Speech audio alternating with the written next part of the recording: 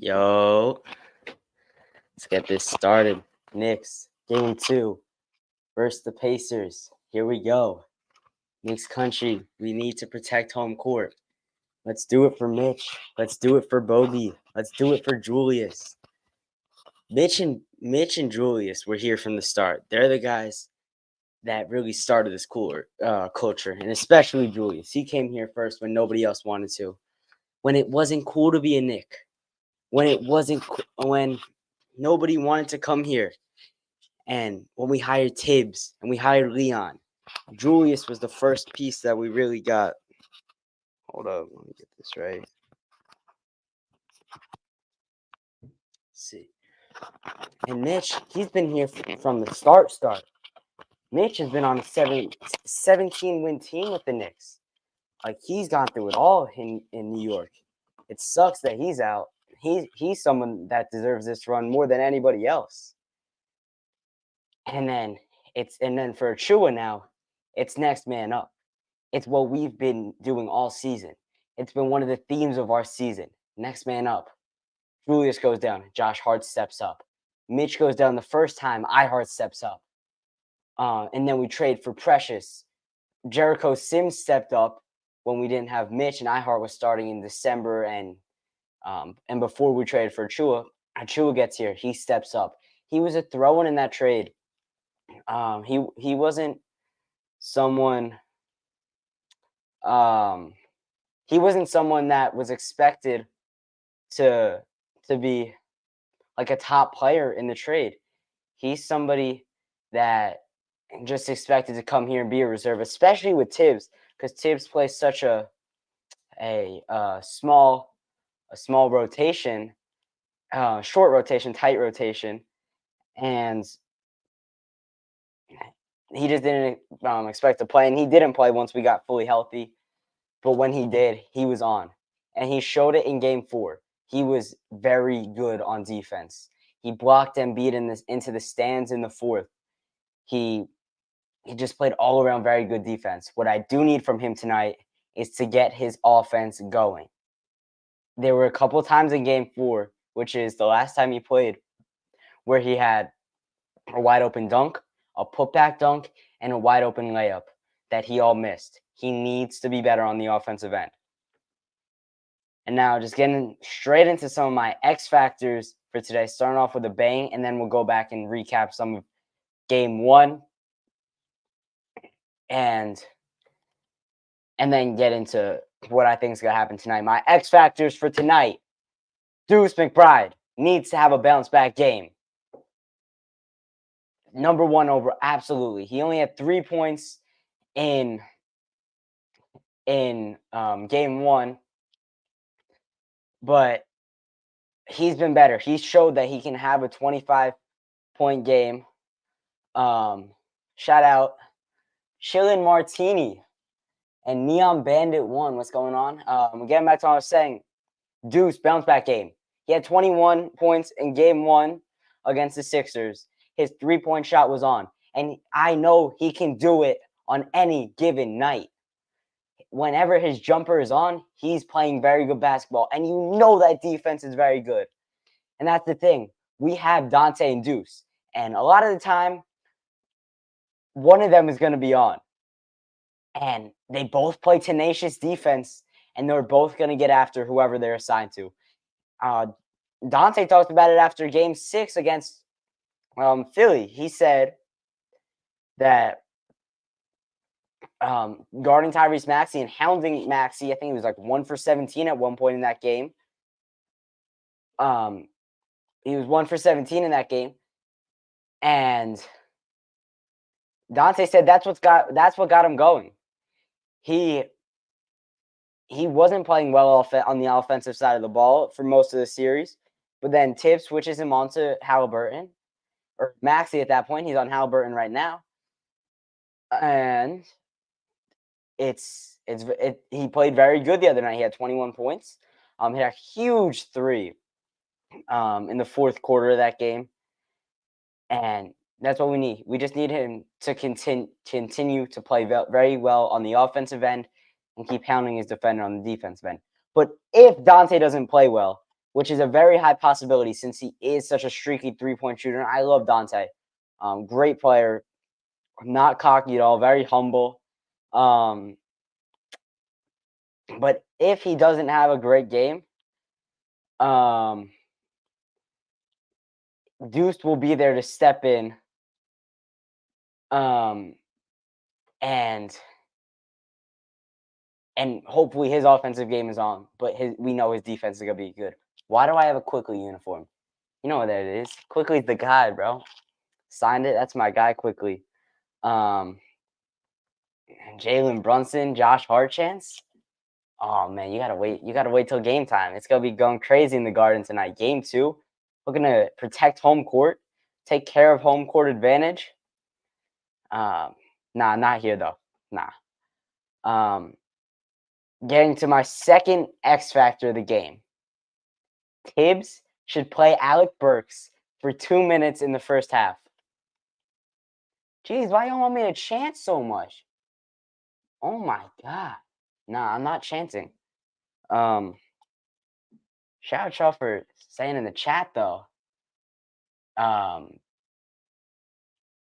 And so Tibbs playing Burks a couple minutes in the first half. I want him to get like 2 or 3 minutes. See if he can get into a shooting rhythm, and if he does, keep him on the court because we need another Batman to Robin to Jalen Brunson's Batman, because we know that Jalen is gonna put up a good performance, and he's gonna be putting the ball in the basket. Hopefully, I'm starting to take it for granted. He has a chance to pass Michael Jordan and wait, why am I forgetting the name now? Why am I blanking? Whatever, it'll come back to me. It's an all-time great Nick. This casual moment for me. We need Alec Burke. We need some more minutes off of our bench and some more scoring, some more everything. We just need more bench play because this isn't sustainable. And I know the Pacers play so many people and the Knicks don't, and that's why I think we're going to win this series, but we're going to be so run down. And if anybody says that Julius Randle, Mitchell Robinson, and Bojan Bogdanovic being out for the season is Tibbs' fault for running them into the ground, it's simply not. Mitch, that's a dirty play on Embiid. I am still so mad at Embiid. For that was uncalled for, a conscious decision to injure him. But that wasn't Tibbs' fault at all. Julius Randle, maybe, but Bogdanovic, no, and Mitchell Robinson, absolutely not. Shout out to James in the chat. Yeah, but we need something off the bench, and if Burks can catch lightning in a bottle for a week or two, that would be huge for us. And lastly, my third and arguably the most important X factor for today: slow the game down. Oh my god, we need to rebound. Why? We need to rebound. We need to control the pace of play.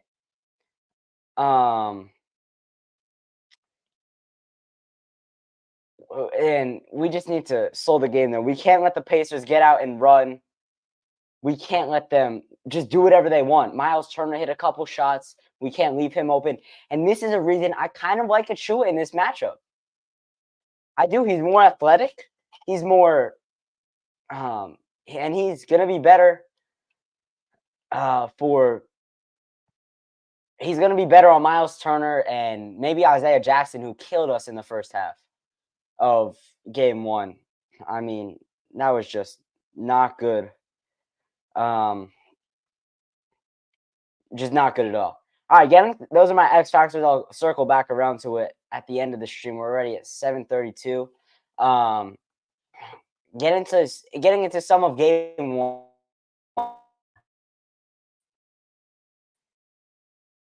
Horrible game. Terrible. But I also think we're not going to egg like that, and we're not going to be that bad again. we're like Jalen Brunson had a tremendous game, 21 points in the fourth quarter. And honestly, the Pacers did a good job in the first 3 quarters, holding Brunson to only 22 points. But Brunson just exploded in the fourth. I mean, and this is what we do. We don't play good games, but we find ways to win. And what kind of comments are these? Brunson definitely has been cooking recently. Absolutely. Brunson's been playing well, and then Dante, his offense, not only off Dante. We need one of Deuce, OG, Josh Hart, and and Dante to have a big game. And that's been our formula. Jalen Brunson goes crazy. I Hart rebounds and plays defense, gets a couple buckets on that shot put floater. That's been going that's almost automatic.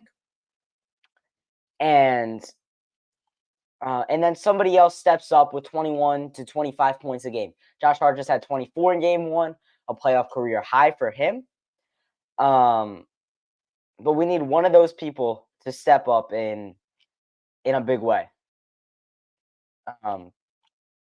So that's what happened in game 1. I mean, we played good defense. They hit some shots. That Hartenstein 3 going into the half was absolutely huge. We needed that, completely changing the momentum. Instead of a 9-point game at the half, it was then a 6-point game, and we were definitely within striking distance, without a doubt. And I mean, in this days of NBA, we just have to be within 10 at the half. Even that doesn't even matter. We could have been within like 15 or 20 and still made a comeback. Just look at game 6 against the Sixers. We went up 21 or 22 points, and the Sixers came back and we were down 10 at a point. I know we pulled the game out, but that just shows how leads don't matter until the final minute or so. And this game's NBA, and apparently they don't even matter anymore. Reggie Miller's coming back to town tonight. He said the boogeyman is back. He thinks, I don't know if I could say it on here. The sign he made in '94. Yeah, I think it was '94. Everybody talks about that. The thing they don't talk about, the Knicks won that series. So, like, I don't know why it matters that he had a celebration. He had a big game. The Knicks won the series. That's all that matters to me. And then getting that's really it for game 1. I don't want to spend too much time on that because this is a pregame show for game 2. Getting set and hyped up for the tip. And another late start tonight, 8 o'clock. We're supposed to be at 7, I think. And they moved us because there's no Nuggets Timberwolves tonight. Timberwolves have been crazy, man. That's been an insane match. An insane run. They have 6 straight wins to open up a playoff run. Anthony Edwards has been insane so far, and they've just played really good. Naz Reid has been playing well, locking up Jokic, and they look like a championship contender right now. I thought they were going to be too young and too inexperienced coming into the playoffs, but apparently that has no meaning whatsoever at this point in the season. What else do I want to say? Heading into this game, I mean, we just got to come out and just play our game. Jokic's 3rd MVP. I mean, it might happen. I like Shea for MVP this year. That's getting announced soon on Inside the NBA tonight. With Shaq and Chuck and Kenny and Ernie. Low-key an overrated pregame show. Maybe it's just because I'm a Knicks fan and they're always hating on the Knicks. Jokic actually won? Oh, wow. That's incredible. I thought he should have won last year. And they robbed him. Embiid did not deserve to win it in that foul merchant. But this year, yeah, Jokic does deserve it. I don't know if he averaged a triple-double this year. Just a triple-double machine, plays great. I think that's a good choice. I mean, I don't know. It's a big man's award, I feel like. As you look at Giannis a couple years back, Jokic now, Embiid. I feel like they don't give it to guards as much. But getting back to this series, if anybody wants to say that Brunson is a flopper, just listen to me real quick. This is that most points per game in the playoffs without counting free throws, all right? Jalen Brunson, leading the league in points.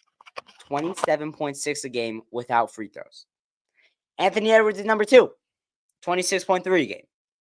And then the next 3 and the last 3, all these the teams that these players are on are eliminated. Tyrese Maxey, 24.4. LeBron James is tied with him, 24.4.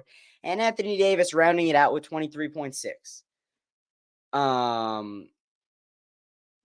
The kickball was clutch the other game. Absolutely. The refs definitely saved us. The Miles Turner was an offensive foul, but I don't know how you call that in that spot. It's too big of a moment. Devo did do a very good job of selling the foul. It's not a flop because it was an offensive foul, but he definitely did sell it, an Oscar-worthy performance.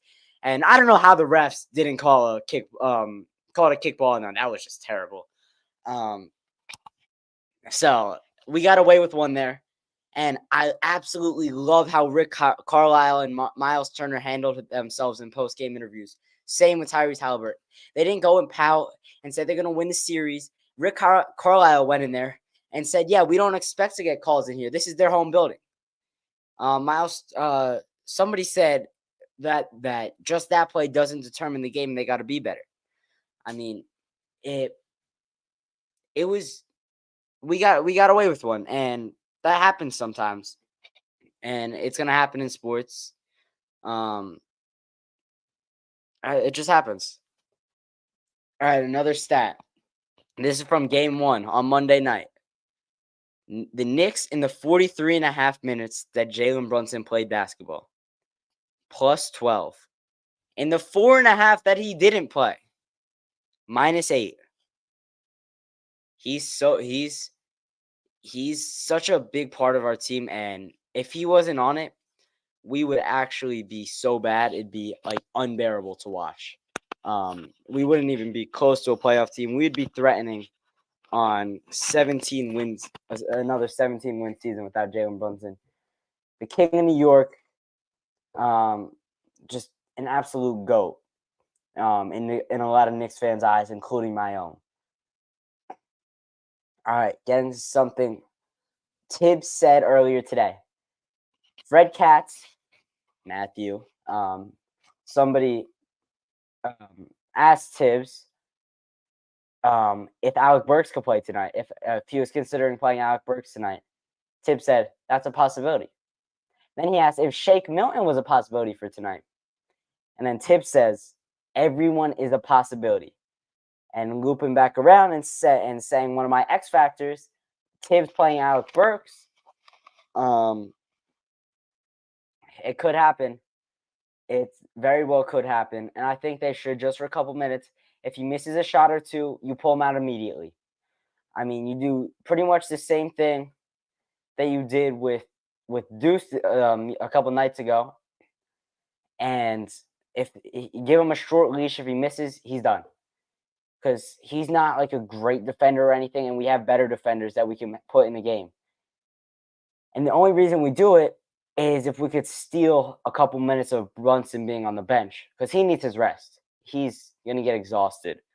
I know this is the time you got to push him, you got to run him into the ground. And he's not even running him into the ground. It's more of just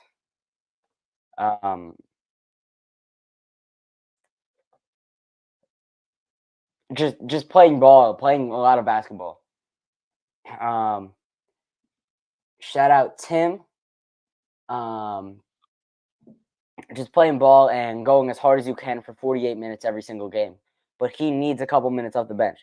Because I know if we get to the NBA Finals, I'm not looking ahead.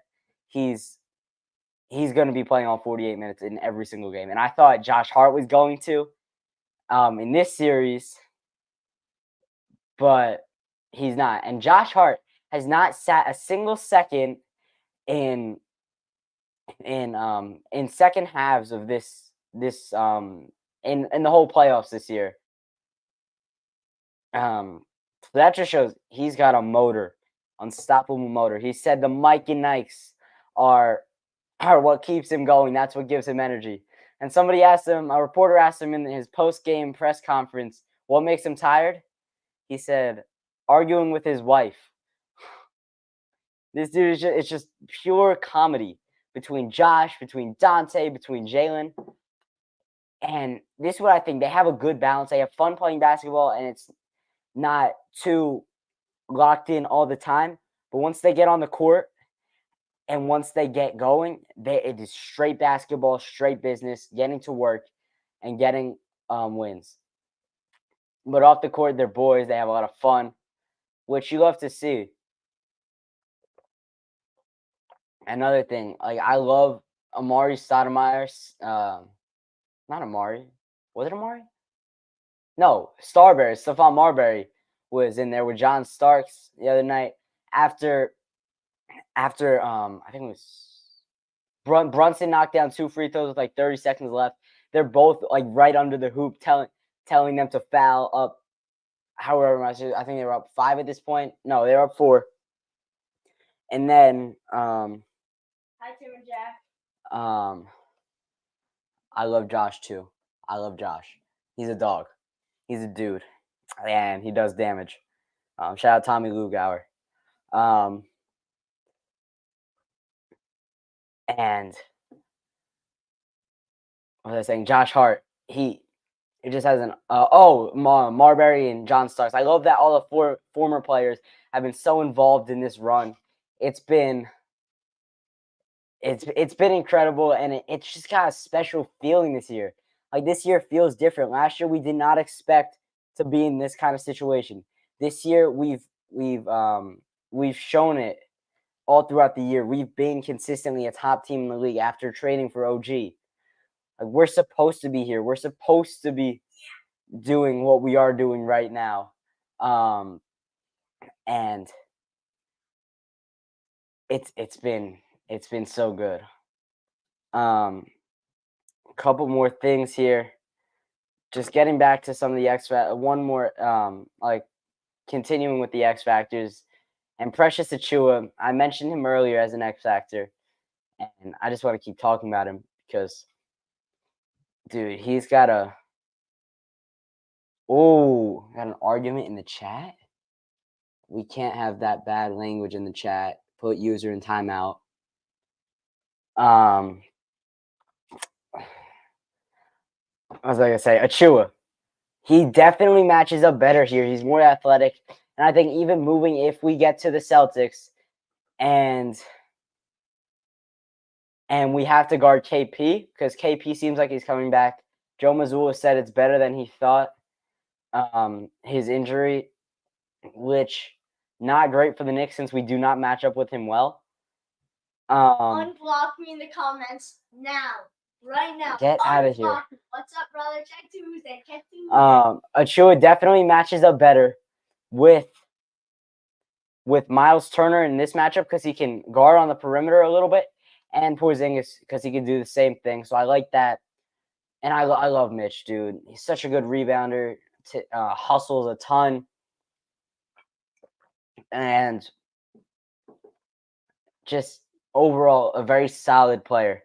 What do we think? Score predictions in the chat right now. How much are the Knicks winning by tonight? Because we all know they're winning. And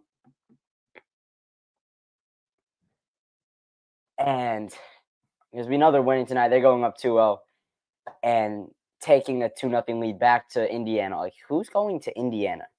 If somebody's going to Indiana to watch the Pacers play, like, come on. Like, I saw something. You could get into the Gainbridge Fieldhouse with it, which is the Pacers home arena, for $79. I think it's like $600 to get into the Garden, and that was on Monday. So that's a lot. 117 and 106, Knicks win. I like it. I do think the Pacers are going to score a little bit more than that. I think it's going to be very hard to keep them under 110 tonight just because they do run so fast and play such fast pace of basketball and shoot so many threes. Oh, that's the other thing. The Pacers' offense looks very smooth, like a well-oiled machine. No, the ball didn't stay in anybody's hands for too long, kept it moving, and they just looked for the best shot. And I think T.J. McConnell played a lot into that. McConnell is an underrated player, and he was definitely better than Halliburton. And Tim, again, we're keeping Halliburton under 20 tonight. You love to hear that. He had 6 points on Monday in game 1. And I think we can definitely hound him and continue to play very good defense on him again, because Dante DiVincenzo knows that his exquisite play on the defensive end is going to lead to basketball, or it's going to lead to hoops on the offensive end. Defense turns to offense. Defense wins championships. That's what this Knicks team is. The Knicks are one of the few teams in the league that actually play defense at this point. I mean, the Celtics don't. The Pacers don't. The Timberwolves play defense. It's a dying thing. Defense. All right, my score prediction for tonight: 115-108. The Knicks win. I think Brunson has 43. I think Deuce comes back. He has 21 points tonight. And then I think Dante just keeps playing well. I think he has 19 points. So that's going to be big for tonight. We got to get a win. Knicks country. Let's go. We're going up 2-0, going to Indiana. I'll talk to you tomorrow.